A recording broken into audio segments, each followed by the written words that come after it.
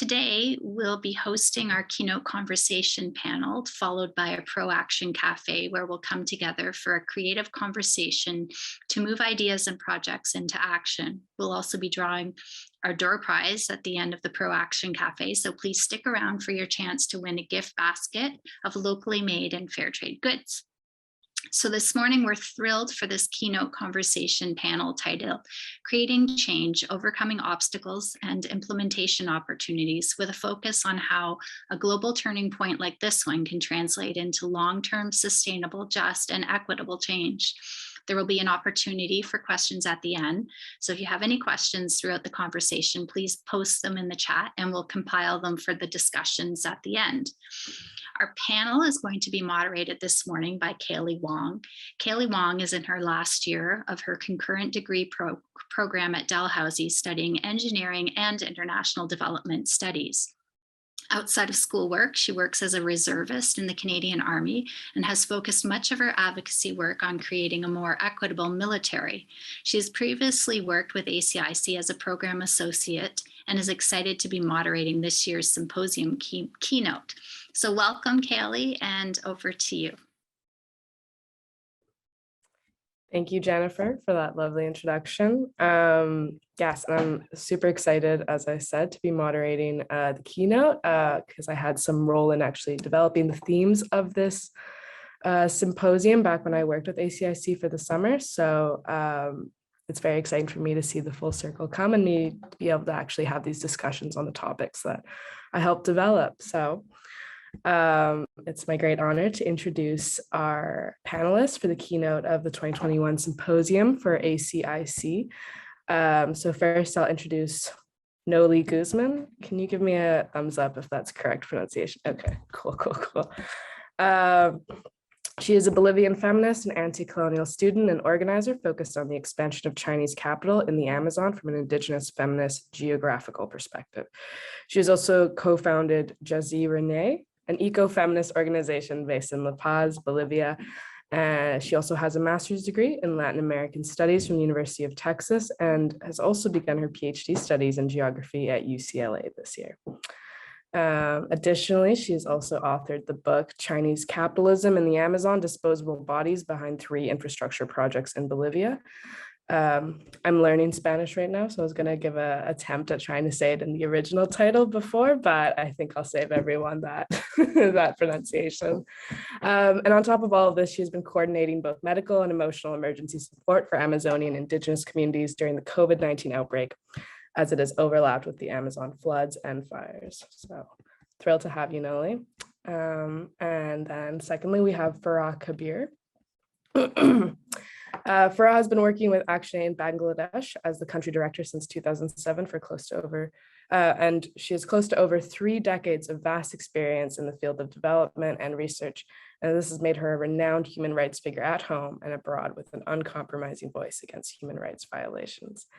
As a recipient of the prestigious Nawab Ali Chaudhuri National Award of 2012, Farah has made significant contributions to the Bangladeshi women's rights movement. She's actively engaged in the development of the Sendai framework on DRR, SDGs, and the Paris Agreement. She's also led ActionAid to win the UN Sasakawa Award for Disaster Risk Reduction and the Momentum for Change 2013 Lighthouse Activity on Climate Change Adaptation and Disaster Risk Resilience in Bangladesh. And additionally, she has also co-edited 2 publications of her own. Discourse Analysis is a tool for understanding gender identity, representation, and equality, and revealing gender equality, inequalities, and perceptions in South Asian countries through discourse analysis. Obviously, we have a wealth of knowledge and experience present for today's keynote, so I'd like to thank you both for making the time to join us and give us your thoughts on some of the themes of this year's symposium. So, to start us off, I suppose we can tackle kind of the premise of this symposium in that the backdrop to everything we're discussing is the COVID-19 pandemic that has kind of shaken the world for the past almost 2 years. So during this process, some would say that we've seen an increase in awareness and participation in social movements throughout the course of the pandemic. So from police brutality to affordable housing to AAPI racism to accessible healthcare. What do you think has contributed to the increased engagement on these social issues during this very unique time in history of the global pandemic? I invite either of you to go first, and I'd love to hear from the other one after.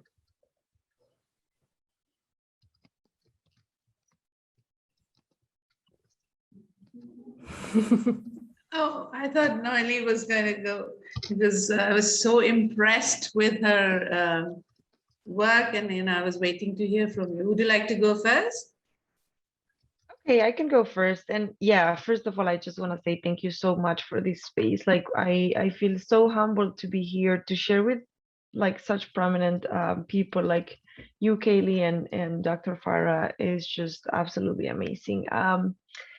I think like you say, like you were saying, Caleigh, regarding the question, I just think that the pandemic sort of unmasked a lot of the problems that the pre-existing problems that we were dealing with before before the official quote unquote crisis began, right? Like I think the pandemic and COVID-19, what COVID-19 did was to make explicit that we have been living for a while in a state of emergency, and really there was this sensation of like unmasking again how state institutions like the whole medical complex like home in and of itself needed to be rethinked, and like we really needed to revisit how we were configuring those spaces, how we have been sort of rolling with the horrors of everyday life, right? Like education, how the pandemic just unmasked huge huge enormous gaps in education for a lot of people in my home country in Bolivia. A lot of students who weren't able, like who weren't in private schools, they needed to literally shut down their studies and help at home and in work, and that's creating like it's broadening a pre-existing gap. I think violence against women at home, just like the explosion of those cases was absolutely like it was painful to see, to watch, and for a lot of women to experience. And I think in this sense the pandemic operated as a pressure cooker that made everything like all the things that were kind of that we were sort of tolerating before, and like we were, like I said, like we were kind of rolling with it. Suddenly we realized that there's actually no time and there's actually no room and no one can tolerate that anymore, and that we needed to start acting now. Like like I think the message that came across for me is, hey, this system that we've been sort of believing in is actually broken. It's actually not working. It's falling apart, and we are seeing it falling apart. And we need something else. So yeah, I think I'll leave it at that.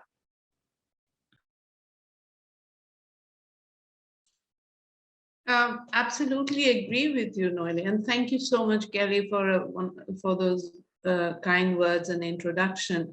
I think 2020 and 2021, with the outbreak of the pandemic, suddenly halted all of us. We were all crazily running, and there was so little time for reflection, or even to take a moment off and see what are we running for and where are we going. And we were trying to, it's like, Tom and Jerry, where he gets hit and suddenly this part pops up, you push it back, and then it passes. The system across the world was like that, Band-Aid, and trying to just address things superficially. And then the pandemic exposed it, that the health structure, the education system, the gender-based violence, the whole necessity to work around disaster risk reduction or climate were really not working out. And the priorities of the global leadership or national political actors were far from pro-people, definitely not in the interest of what they call the masses or the citizens. It was for the 1%. So that differentiated state of affairs became sharper during the COVID system.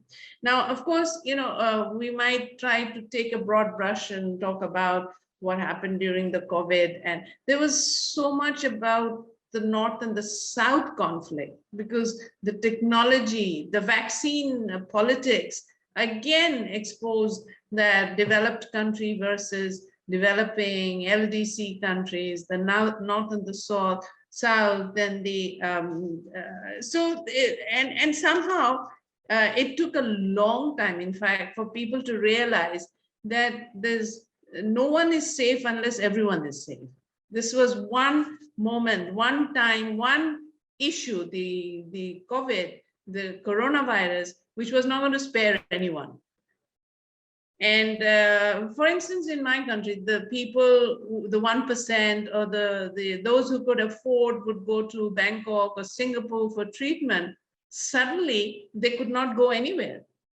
They may have had the money, but they could not access the best of the best medical facilities. They had to accept what was in the country. So in that sense, there was a sense of realization, there was a disruption, there was also a moment of reflection.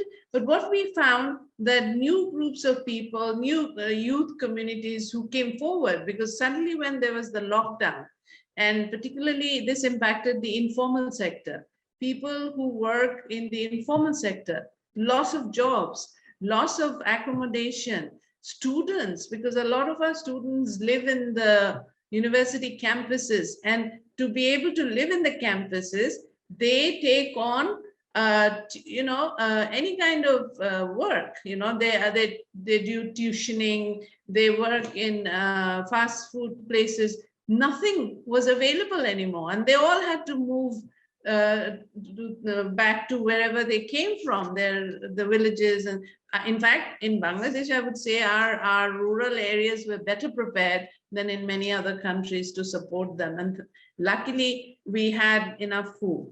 So the informal sector, the people, wage earners and all were affected way more than the business community or the corporate community. And we saw that not the traditional groups, but a lot of young people came out and supported them. They tried and distributed food. They tried to help them as best as they can.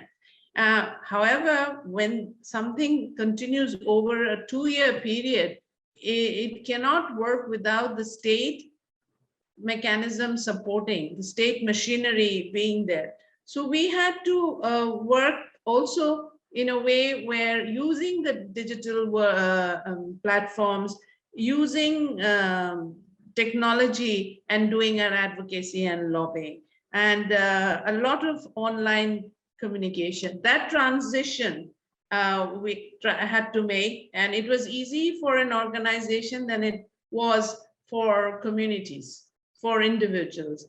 But so we tried to work there, and all our advocacy and lobbying for most of 2020 and in 2021 has been through the digital and online. But that also gave us an understanding of how big the digital divide was. And it was it is definitely a gendered scenario.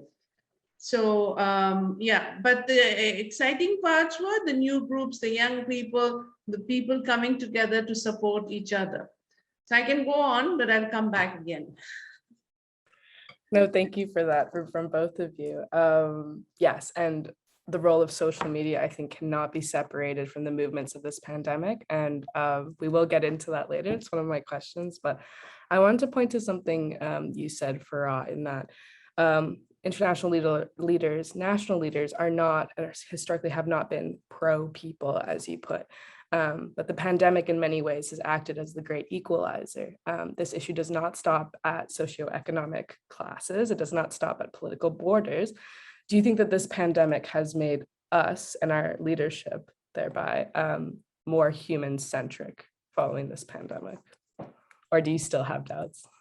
I would love to say a yes, but it's not a yes, because I think when the uncertainties were high, there was a humility among the political actors because they didn't know what. But as with the time, with the vaccine being developed, with partial opening, businesses, corporates, and then again going back to lockdowns and so on, this experiment took away that humility. And again, the leadership is behaving not as we would like them to behave. And this is true when you look at issues of climate justice and the call for action there. It is so slow.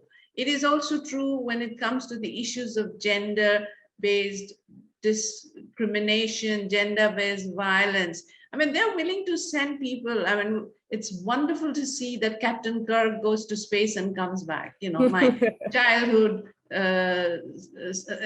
when the Star Trek was on, it all seemed impossible. So that's fantastic. But I'm sure there could be good use of that money for the community, or when they're buying more arms and ammunition and going into conflict.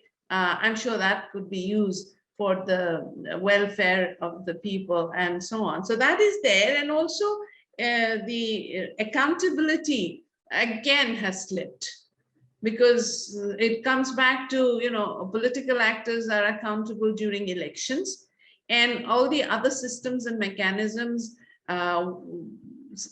at least in developing countries, in many parts of the world I've seen, are not functioning the way they should. They're not being able to hold the political actors. So I don't want to sound skeptical, because I want to also highlight that young people, women, they find a way around it and they're coping. So adaptation is high. But my question is, why should we have to cope? Why shouldn't we be delivering on an equity basis? Absolutely. And why should this burden be on marginalized groups and women? Ultimately, the fundamental question. And you both talked about, this pandemic has not, the issues that have emerged are nothing new: gender-based violence, discrimination, racism in a variety of different racialized groups are nothing new. It's just that the pandemic has made these issues unignorable. When women cannot leave their homes and they're subject to domestic abuse, that becomes an issue that we cannot push aside. Anti-Asian racism has always been there, but pandemic offered a very easy scapegoat for that to come out in mainstream media. So when we see this mobilization around these social movements coming from the pandemic, as I think we all know, institutions are often slow to change, but do you see that this engagement and mobilization in this unique moment right now is or can translate into true institutional or policy change? And have you seen that in your work? Nohely, maybe if you want to start us off here. Yeah, sure.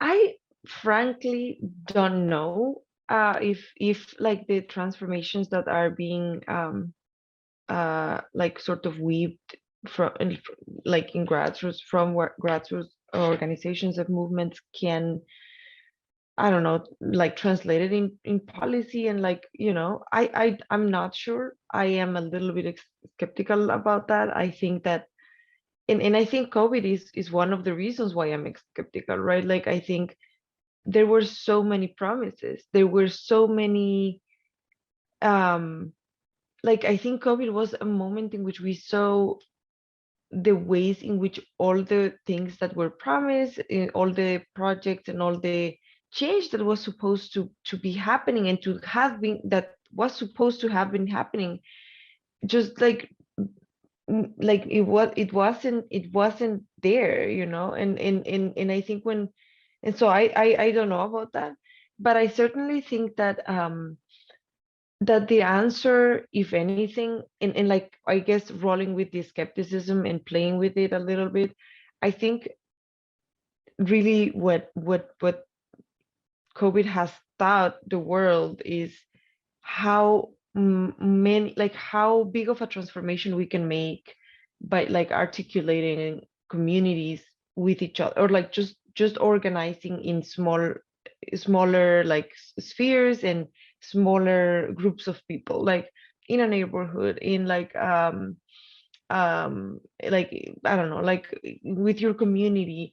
I think those expressions of solidarity really shook like in like sparked questions, I think, for a lot of people, realizing or like that we're already kind of yeah, like kind of that lost faith in like like formal political systems, and rather started asking or like sparked questions about how we can not replace policy level, because obviously not, but like what are the initiatives that we can push and that are actually making immediate transformations in for everyone's lives, right? And I think when I think about this, like I I want to mention one of the few cases that I know that has done this in like from say from above, right? Like from a position of like that is not necessarily in the grassroots or part of the grassroots organizations. Um, and it's there is an organization, it's Fondo Socioambiental Casa. It's a Brazilian organization, or at least they are based in Brazil, and they were offering, and they have been offering actually for quite some time now, specific small grants for communities to access in it like into work on specific problems, and to fix some of those problems, but like in their small scale, and I think initiatives like those, and assuming, and like I guess embracing, which, because that's also a policy, that's an expression of what we need to some extent these days, right? Like assuming that small changes like that, gestures of trust toward the trusting the communities with whom we work, and really like opening the space in with flexibility to give and to build something, like sort of putting aside bureaucracy, putting aside a lot of the obstacles that a lot of the time prevent policy from becoming real and from having real impact in like the lives of people. I think while that's not like a political, I don't know, like that's not a law or a decree, or it isn't in the formal political agenda, that's also political. And I think that uh, for example, just bringing that up, like bringing the end, like the donors or NGO perspective in how they are changing their policies, and looking back at us and how we are changing our how we understand political life in our communities. I think I have way more hope in those smaller quote unquote structures, and I in my experience, I've seen that those are responding way more effectively than like these huge systemic change kind of trends that yeah, I think sometimes we tend to forget that the structures that brought us, that those were the structures that brought us here, right? That to some extent created this massive collapse, and I don't know how we can continue to trust them again to fix it, so yeah. No, I completely understand where you're coming from, and I've had a lot of discussions like this with activists, and even struggling myself with working against these seemingly all-powerful structures that act as barriers to equitable change, when you are working very much from like a grassroots or community basis, trying to fight upwards. And I've heard from activists and specifically Indigenous activists on like the issue of reconciliation in Canada, for example. And I'm like, how do you keep doing this work if you don't have the if you can't see the measured outcomes that you're fighting for? And they're saying that, or some are saying anyways, that what they've decided to focus on is, as you've said, grassroots initiatives, because it produces tangible change that, you know, these workers, activists can see coming out of it. And so I think that is one solution that people are running with, is like, it's hard to fight systems, but if we start at the grassroots level, you know, we can avoid this burnout, we can avoid disillusionment in the advocacy project. But before I move on to you, Farah, Nohely, some of your work is very much battling the huge structures of Chinese capital expansion in very much a community-based, you know, the Amazon in et cetera, Indigenous groups in the Amazon, and that's very much, you know, a David and Goliath situation. So how do you keep that fight going, even for yourself? Like, how do you avoid that burnout and that disillusionment when you are fighting such a large structure from such a smaller community space? Yeah, I think that's a very complicated question, but I would say, what I will say is, like, I think it's not easy in general, but I think what I've learned from like working with Indigenous women and working with Indigenous girls too, because I for a while there I was focusing, and I continue to do so, on like Indigenous girls. What I've learned is that there are no easy answers, and that like trying to come up with one cohesive narrative that's going to bring us answers and clarity suddenly about like all the things and all the problems is probably a lie. It's probably not going to address the complexity of the problems. And actually they have taught me that to understand the ways in which life is being precarized, and I kind of want to go back to what Farah was saying in the, like before, about the community and how like climate change is also, we're seeing, like, I don't know, there's a lot of parallels with what climate change is and will look like with COVID, right? And but yeah, what I guess I'm trying to say is there are no easy answers.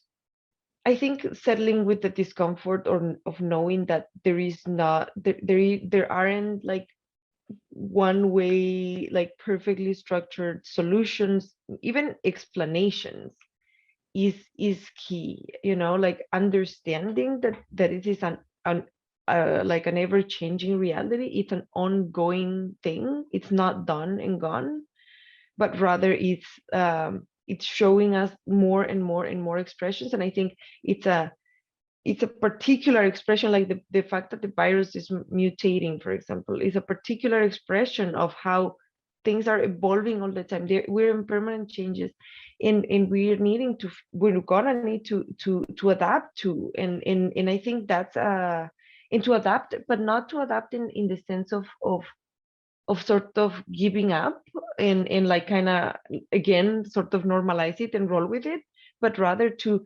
reimagine what life's gonna be like. In the case of like my studies about like this fight of two world hegemonies trying to dispute space like the Amazon, and we're too hegemonic, or too to, like, for example, like there's always this discussion, right, especially in the left, oh, China is kind of leading the world geopolitical, and they are disputing the world hegemony. And a lot of people say, no, it's the US, we continue to face the US. And so I think in my work, that has also like the understanding again of like going back to sometimes the intimacy, right? Like, what is our intuition? How are we feeling in these landscapes? How are those transformations in like in the everyday life? What are those things telling us about those huge, sometimes abstract geopolitical processes? And I think I am tying these with what I was saying about COVID, because I think it's again, it's that idea of like how can we settling the discomfort of not necessarily coming up with a lot of questions, but rather making sure that we have the social fabric and structure that's gonna ensure that we can continue to work in, like, I don't know, the weird that are at the end of the day sustaining life. I don't know if that makes sense, but yeah, I would be happy to clarify. No, completely. I definitely followed that. And I do think that is the ultimate answer, is things are never simple. And yeah, that we need to be comfortable in that process. So Farah, if you have anything to build on in terms of the challenges in making change at the systemic level, I'm curious to hear, but I also would like to hear on a more personal level, in your own work, in your own experience, what has change meant and looked for you, like, and how have you achieved that, be that systemic, be that grassroots, like what have you focused on in your work, and how have you been able to accomplish that? No, while I was listening to Nohely, I was thinking that that's the bigger macro picture, and sometimes the macro picture can get grim. So I draw inspiration from the micro level, and what happened during the COVID, with the initial months of the outbreak. I mean, as the head of an organization where there are 400 staff, I applied my feminist leadership. My approach to prioritizing the well-being of the staff in the organization, flexibility, being agile, looking at how we repurpose, how we work, and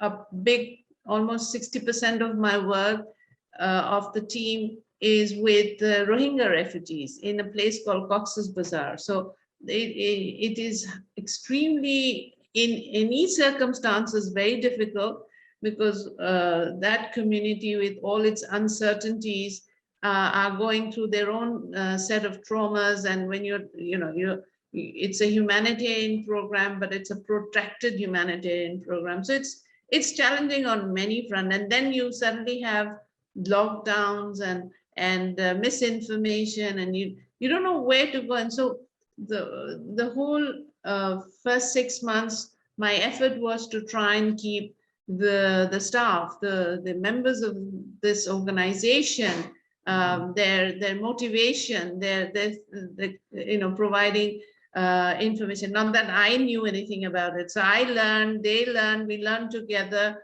and we tried to address some of this, and we tried not to get detracted by misinformation or the social media, because the good side, of course, is there, but there's also a lot and everybody suddenly became a health expert.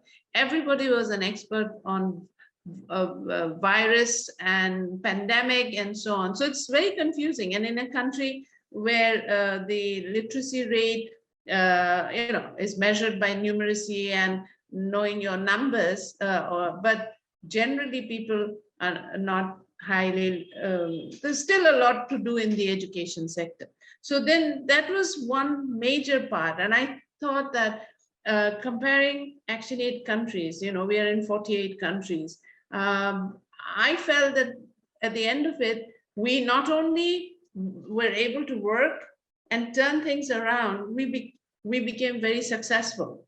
And we were able to work with the community, changed our program approach, focused on what was needed at the moment, how to support them, trauma, psychosocial counseling, skills development, having sessions with young people. So then also this was an opportunity, because the government and policymakers, they were in the process of developing a 5-year plan or the stimulus package. And we were able to lobby with them and get those changed, so that the stimulus package was not only for the rich businesses, but also how they can think about doing something for the informal sector and so on. And we found that the Prime Minister also took up some of these issues. So in that sense, it was an opportunity to be able to influence and do advocacy and be the catalyst. create platforms for young people and bring them, the digital platforms made it easy for young people to have those conversations and to be able to do their lobbying. We made sure that they were there in those platforms. So that was how we managed to go through, I think, most of 2020 and 2021. And for me, I felt that, I was able to be decisive and take those actions. If I was only looking for guidance from someone else or a prescription for someone else, then I might have lost this opportunity. So if you come to my organization now, you'll find the morale and the spirit of the team so high, which is really, I will say, very rewarding. And that has been possible because of intuition, all the qualities, principles that you see as a feminist or as a feminist leader. I don't know.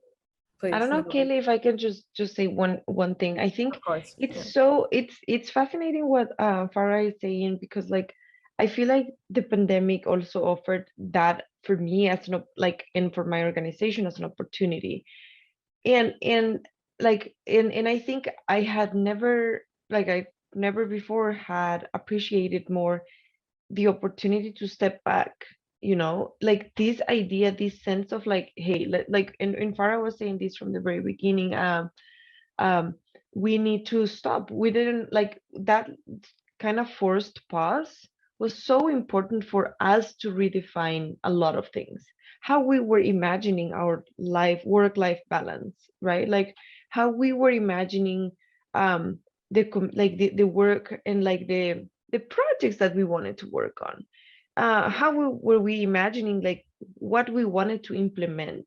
Like a lot of us thought for a second, like for example, for us, it was we're focused primarily. We work particularly with Indigenous women, basically Indigenous women, but also some peasant women as well. And for us, it was a very eye-opening moment to say, hey, you know what? Yes, I mean, that work is essential, and we need to start conversations about what they are needing. And that opened like a whole separate tone of like, hey, you know what? Like there isn't, and I guess, like there isn't, this is not a specific project that we're talking about. So we don't, there is room for like actually exploring what the communities need.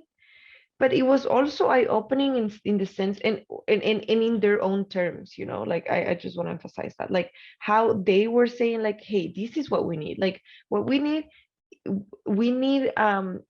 not to go to the nearby towns all the time, because that's exposing us, and that's what's causing the death of a lot of our elders, and understanding that like and not rolling with the, I don't know, like World Health Organization that everyone should be wearing a mask, because not all the regulations made sense in like every scale and every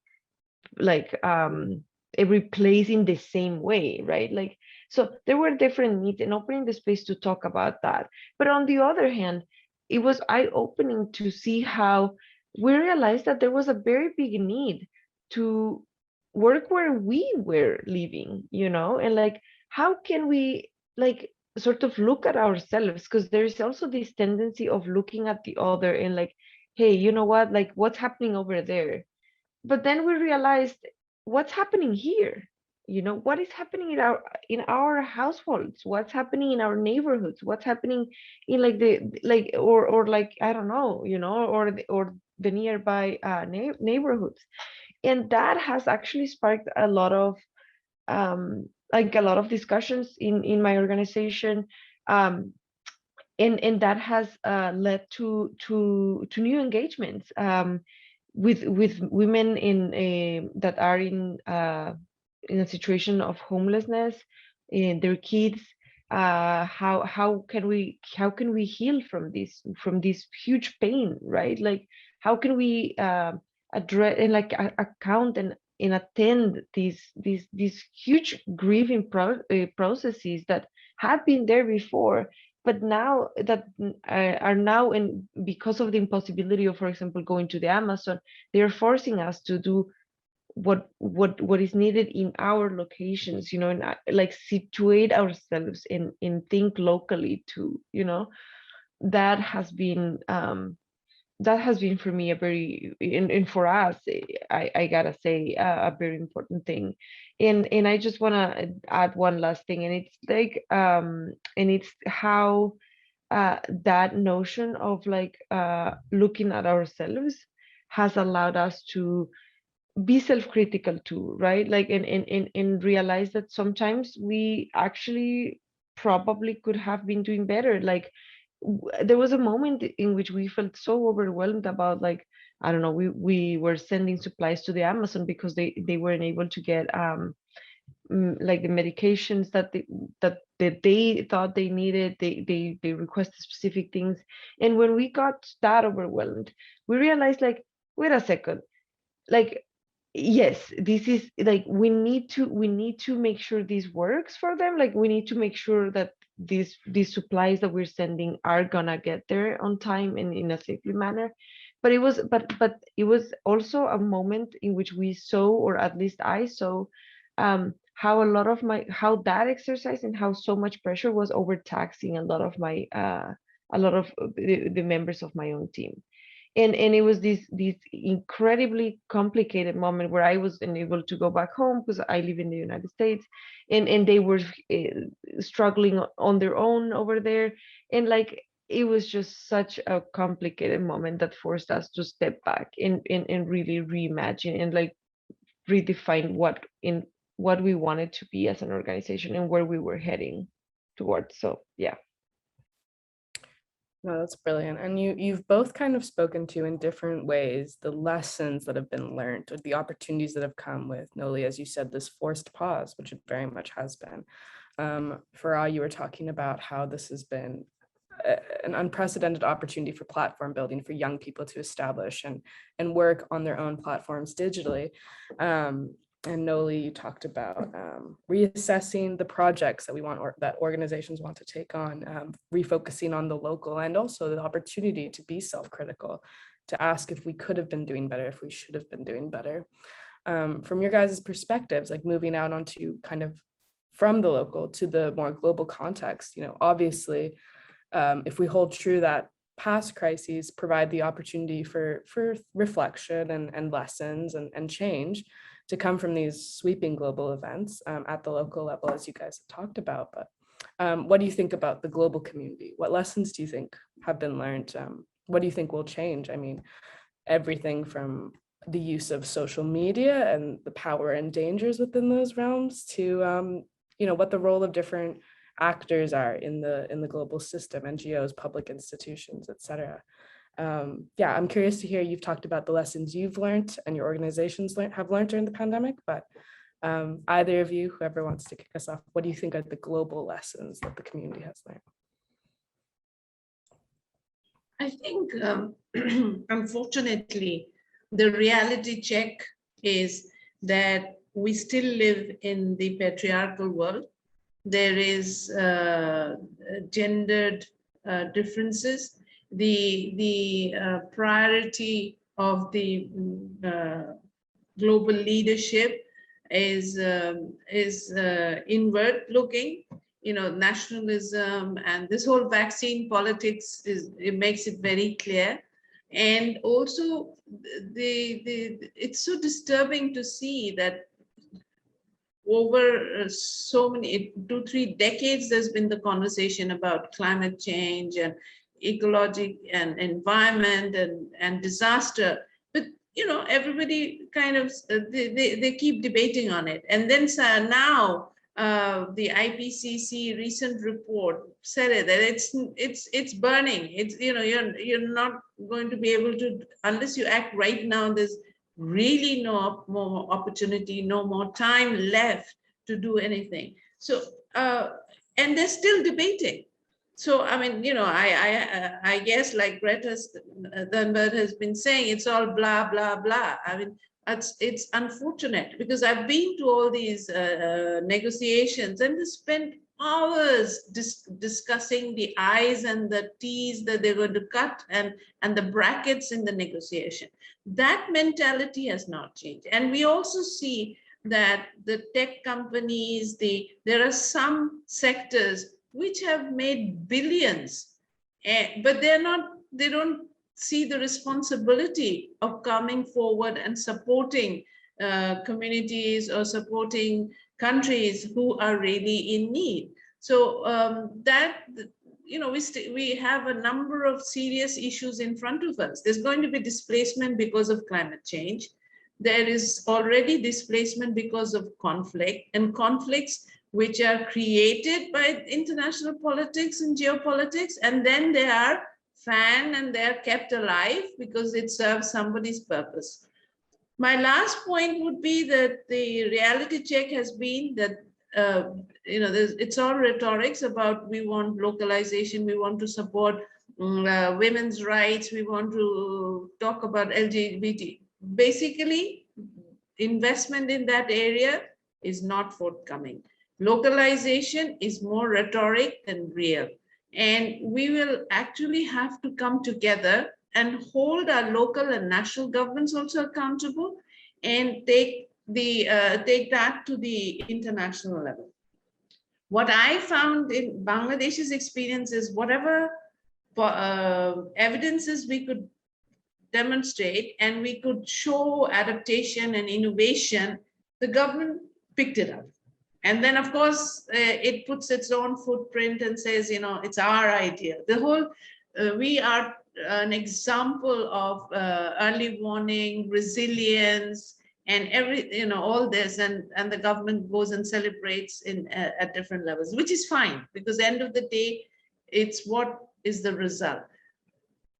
If we need to keep doing that, and we need to put the accountability on the top of our agenda. Accountable in terms of the gender discriminations that they're having, removing some of the practices that exist, and the system has to change. Now, whenever we talk about system, the governments or the state machines, it's an elephant, you can't move it, and so on. That we have to show that we have started moving at the local level. Those changes, if you add them. My only concern is that the political leaders celebrate how resilient the communities are and how they bounce back. My point is that I was in poverty. I went down the poverty level. And do you want me to bounce back to being in the poverty level? No. So it has to be really not rhetorics, but build back better. And no harm policy. It has to be a whole of the society approach. The vaccine, if there's the virus, the pandemic, if there's one lesson is no one is safe unless all of us are safe. And I think, yeah, this is just a theme that's building into our conversation here, is the focusing on local efforts and grassroots movements, and trying to avoid the pitfalls of, as Greta says, the blah, blah, blah from bureaucrats and global leaders. Before we move on to our Q&A from the audience, Nohely, do you have anything you want to build up on that conversation? Yes, actually, yes. I think what Farah is bringing up is super important, because I think that COVID and I think climate change are two amazing crisis examples that show us that in reality, and I want to continue with the idea of unmasking, there's this exercise of unmasking that it's actually we've been living in a world where politicians pretended that they cared, and in a global scale, what in reality happened is that COVID unmasked the fact that it was all a performance. And if one thinks of politics lately, with certain prominent political figures that have definitely changed the world, I'm thinking of, I don't know, Donald Trump being a very particular figure. I think it's the horror that it caused all the time is that he actually, for example, just to use him as an example, but that he actually the main thing that he was doing is not like he stopped pretending that he cared. You know, in that alone is like, it's such an important thing, because in reality, and we can see it now, right? Like very little, like structurally speaking, there are no radical differences. And I think that's something that we should think about more.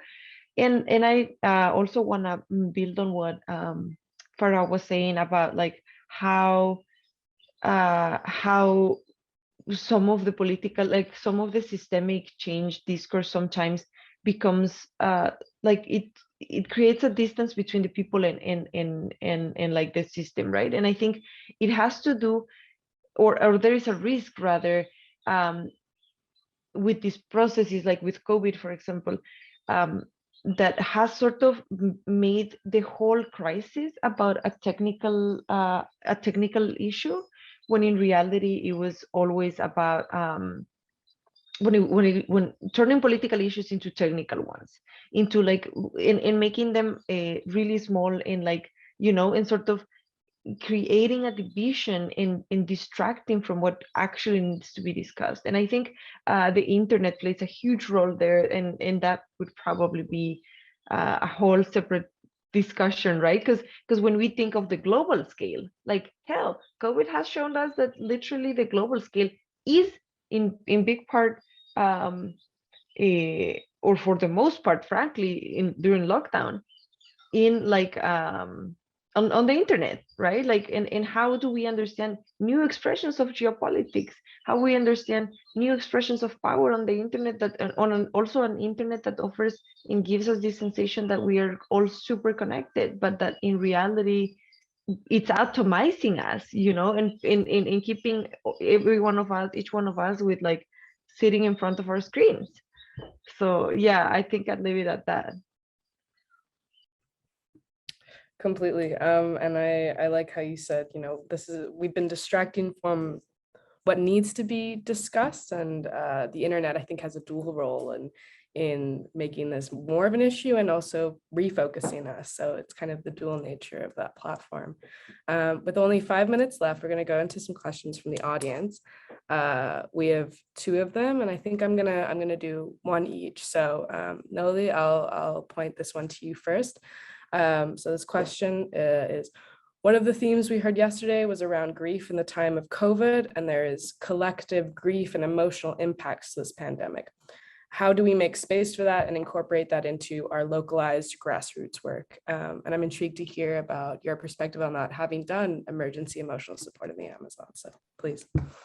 Yeah, absolutely. I think a lot of times we focus so much on like the solutions and like the discussions around the huge scale or what it means, what COVID meant in like a broader scale, and I wonder if we had time to actually sit and like grieve, you know, like the fact that like the world, like on a planetary scale, just like lost so much, you know. So like I personally know a lot of people whose family members passed away. I mean, some family members of mine passed away. Like you know, there's this and I think grief, like if we for a second there stop and think about grief, and like that's also gonna throw some coordinates for us to navigate what's coming. Because, and again, I go back to this idea of the intuition, right? Like I think there have been several layers in expressions of harm, and sometimes really like focusing on what this meant emotionally speaking for the planet is a very crucial fact. And regarding the work in the Amazon, I think the work in the Amazon with emotional relief is particularly challenging because of the lack of, again, internet connection. There's a lot of technical difficulties there that had made a little bit harder to implement a lot of the creative and like the most powerful techniques that we thought we could implement and that we would usually do in person. I think that that has, again, for them, and I think it has been a really nice process to see how we cannot pretend that or rather that the social process is like healing grief or like strengthening the social fabric would depend on us, that we don't even live there. So I think that which it never did, it was always a process that the Amazonian communities were taking by themselves. But it was super interesting to say, hey, you know what, like, I don't, like, at this time it is impossible for us to probably go and facilitate certain, I don't know, even a workshop, right? And now it's very much like an opportunity for you all to reimagine and to rewrite your own I guess processes of healing, right? And I think and soon it's coming, the first General Assembly of the Indigenous Women in one specific region in the Amazon. It's coming, they're organizing, and they're gonna talk about COVID and how COVID impacted their lives, and I think it's so beautiful because really their agendas in how they're thinking about, like, and I recently, like 2 days ago, I received a call from one of the women that's organizing, and she was like telling me, we realized, there's so much we need to talk, like this has like changed everything. We're going to rewrite our principles as like a women's organization.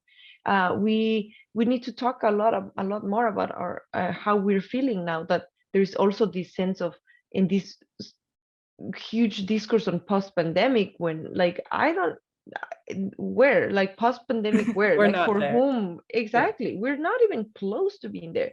Like, in a country where in Bolivia, like less than 30% of the population is fully vaccinated. Like, what post-pandemic world are we talking about, And so I think but I mean, there's a lot more to do, especially in terms of, again, like the technical difficulties prompt a lot of questions and like a lot of action around autonomy too, and like how we can like autonomously, independently create spaces to heal, right? To heal in a community-based way. For sure. No, I like how you talk about healing and grief as these social processes that require autonomous, independent, and also local space. Absolutely. So we only have 1 minute left. So Farah, I'm so sorry, because this is a great question, but if you could give us your best 1 minute thought on this. But we have a question from the audience saying that you said rural areas of Bangladesh were more prepared for the pandemic. What do you think that larger, more urban countries can learn from rural communities about pandemic preparedness? I may have been misunderstood. They were not prepared for the pandemic, but they were prepared in terms of receiving the informal sector people going back because of our agriculture and the farmers, and there being a certain level of food security, not the health side of the health infrastructure or services or vaccines were not. So when I said they were better prepared, it was like when suddenly people didn't have any jobs, suddenly they didn't have any accommodation, students had to leave the camps because there was lockdown. Where did they go back? They went back to the rural areas. But this question could be framed slightly, or I could answer slightly differently. Bangladesh is known for its resilience and early warning and preparedness. So there's been a lot of investment at community level to prepare them for disasters, and they first of all, they have very little demands, and secondly, this exercise of being prepared for disasters, they applied that to the pandemic. And also there were major social awareness campaigns in Bangladesh around diarrhea, around family planning services. That has helped people to take up this issue. So I think, and a simple answer would be the preparedness, the awareness, and social campaigns would help the communities in urban areas to deal with it. But if you have limited resources, then you are challenged, and you will have to best use the resources you have. And I think pandemic did stop us for a moment to think of what we are consuming. Do we really need this much? The sustainable consumption and also a little bit of the production did come into our mind, and best use of the resources we have. I know it's just a minute, so I won't get into it, but perhaps we can have other opportunities. And I would say the strength of the nation, of the community, lies in women's adaptation, how women immediately stepped in and adjusted and adapted to all this. So that is our strength. And I think that's a strength in every community, whether they're in urban, rural, how with little resources, with the major challenges, they manage to survive and exist.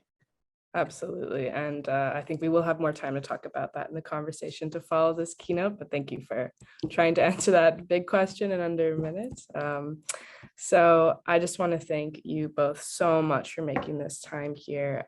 It has been such a privilege to get to sit down and talk to both of you. I'm incredibly in awe and humbled to be the moderator for such a great group of panelists. Right before I turn it over to Jennifer, I know Nohely wants to share one last quote for the group, and then I will turn it over to Jennifer. So yeah, thank you. Thank you so much for this whole space. I just wanted to bring up like the words of Arundhati Roy that always that helped me so much deal with the pandemic, like the stress of the pandemic, and I'm gonna read it because I think it's so beautiful. Arundhati Roy in 2003 said, "Another world is not only possible, she is on her way. On a quiet day, I can hear her breathing." And I think that's such a powerful thing to say, in that I would like to invite us all to sit and think what that means. So thank you again. Amazing. Thank you, Nohely. That's beautiful. Yes, thank you guys so much again. I look forward to our conversation afterwards, and I will turn it over to Jennifer now. Okay, thank you so much, Caleigh. You did a wonderful job. Your questions were so insightful. And Nohely and Farah, thank you so much for your inspirational words as well. I loved your quote at the end, Nohely. That was really beautiful. You talked a lot about systems change and the complexities of that. I was thinking about some of the earlier panel discussions that we've had and noting how many parallels there are and that we're hearing amongst all of the different speakers. But I think one important takeaway for me is just about the value, the importance and the inspiration that we can draw from grassroots, locally led, small scale change. And I think that for me, hearing the two of you speak about your very important work, it's inspirational to me to hear about that, and I'll take that forward with me in the work that I'm doing when I feel overwhelmed and scared. And I think, Nohely, you were talking about having to sit with that discomfort. I think it's important to think about the positive things that are happening around the world, done by women, as you noted, Farah. And I think that for me, this has been a really, really valuable conversation to be able to listen to. So thanks to the three of you for this discussion.